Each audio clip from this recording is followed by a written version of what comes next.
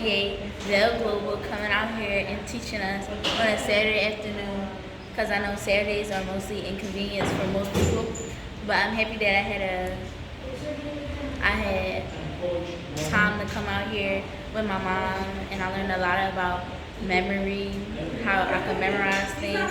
Like in the beginning of the class, when we did the list, I didn't really think that it was going to help me in any way. But at the end, I finally, like, it clicked.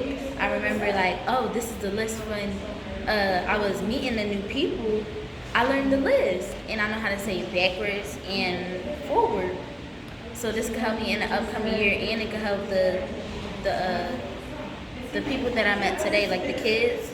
It could help us in the upcoming year, because when we're in class, instead of dozing off or wandering, we can actually pay attention to our teachers, and when the teacher asks us a question, we'll actually know the answer instead of being scared or anxious that the teacher will call on us anonymously. We'll know the answer because we was paying attention.